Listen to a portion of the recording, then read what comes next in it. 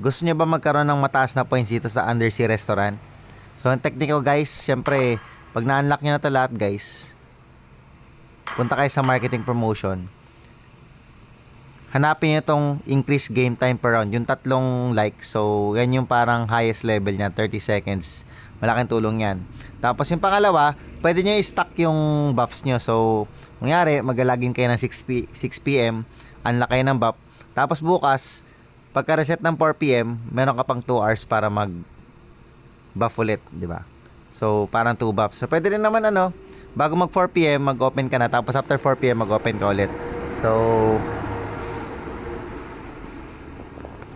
may dumaan pang maingay guys. So, ito na guys, tuloy na natin. Sampulan ko lang kayo guys.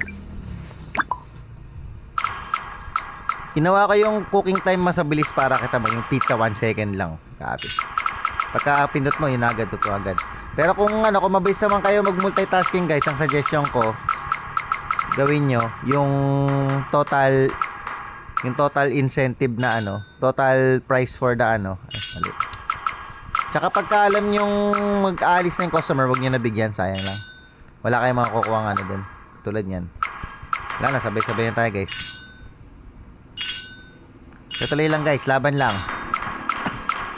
Naka-buff naman tayo guys eh. Yan. Minsan ang ayoko lang dito yung pag-drag drop, parang ang pangit. Minsan din na drag drop mo pero hindi naman siya na drag drop, di ba? So ngayon wala nang problema tayo sa wala tayong problema. Grabe, umabot yun ah. Wala tayong problema kung tatlo na yung pizza ang orderin ng mga tao kasi tatlo na oven natin. Buti na upgrade ni Munton. Yan. So, lahat ng mga rush order, priority nyo yun, yung mga pula na yan. Kasi may bonus points kapag kapag ka-rush order. Yan. Well, parang pares lang naman yung waiting time nila eh. Yan. Pero yung pinakamaganda talaga guys, kung kaya nyong kung bago pa lang kayo dito sa event na to, huwag nyo muna i-unlock lahat ng pizza lang i-unlock nyo para madali ang buhay nyo. Pagka-unlock nyo na kasi lahat, ang hirap eh. Lalo na ice cream. Yung ice cream, napakaliit ng kita dito.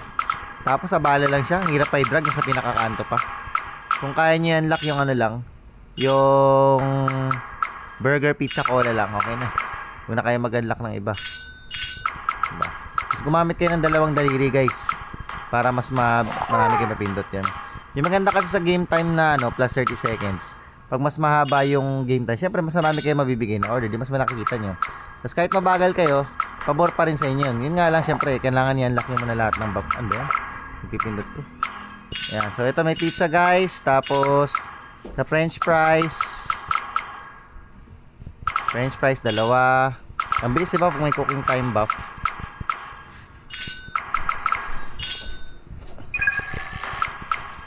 Cooking time buff. Yan, 5 seconds na lang guys. Konting tiis na lang. Kala ko hindi pa abot eh. So yun, tingnan natin kung ilang points nakuha natin. 1,220 pa. Medyo mababa guys. Medyo marami tayo supply. Pero next time ko lang guys, makakuha pa kayo ng mas maraming points kapag mabilis kayo magbigay ng order. Thank you for watching. Bye bye.